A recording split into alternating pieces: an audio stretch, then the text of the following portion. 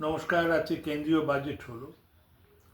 খুব উদ্গ্রীব হয়ে আমরা বসেছিলাম যে আমাদের বিত্তমন্ত্রী নির্মলা সীতারামন আমাদের জন্য কি সংবাদ আনছে। সংবাদ ভালো। ভারতবর্ষ চতুর্থ বৎসরের জন্য ধারাবাহিকভাবে বৃহৎ যে অর্থনীতিগুলো রয়েছে তাদের মধ্যে ফাস্টেস্ট গ্রোয়িং, দ্রুততম গতিতে আমাদের প্রবৃদ্ধি চলছে 4 বছর ধরে। আমরা এখন পৃথিবীর চতুর্থ স্থানে রয়েছি অর্থনীতির সাইজ অনুযায়ী, এবং আইএমএফ এবং ওয়ার্ল্ড ব্যাংক আমাদের বৃদ্ধির হার 7 থেকে 7.2 এবং 7.3 এরম করেছে। আর মূল্যবৃদ্ধির হারও কম আছে, 1.7 খুচরো দামের বৃদ্ধি, তার মানে সিপিআই এর। এই অবস্থায় কি করা উচিত? এই অবস্থায় বিশ্বের অর্থনীতির এমন একটা অনিশ্চিত অবস্থা, ট্রাম্পের এই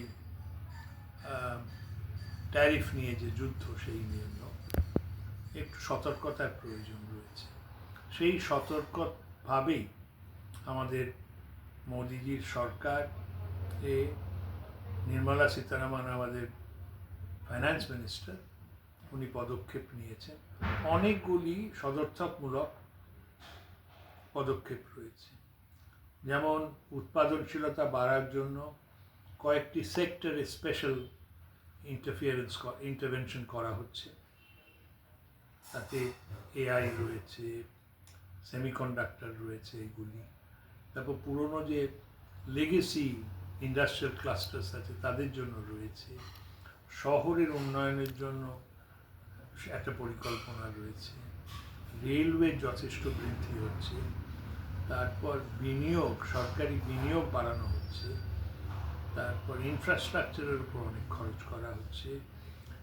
জেলায় জেলায় মেয়েদের জন্য ছাত্রাবাস তৈরি হচ্ছে।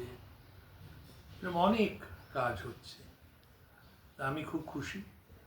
পশ্চিমবঙ্গের জন্য যেমন শিলিগুড়ি বেনারস একটা রেল যোগাযোগের ব্যবস্থা হচ্ছে, দ্রুত গতিতে, যেখানে চলবে, ট্রেন চলবে। ডানকুনি সুরাট একটা ফ্রেট করিডোর হচ্ছে। তা আমি তো খুব খুশি এই নিয়ে, এই বাজেট নিয়ে। প্রশ্ন হচ্ছে পশ্চিমবঙ্গ সরকার কি করবে। এই যে এগুলো তো পশ্চিমবঙ্গ সরকার, আমার অনেক সময় কথা শুনে মনে হয় ওরা চান যে টাকা পাঠিয়ে দাও, আমরা যা ইচ্ছে করবো। তা তো হবে না। এই প্রকল্পগুলো করার জন্য পশ্চিমবঙ্গ সরকারের সহযোগিতা দরকার।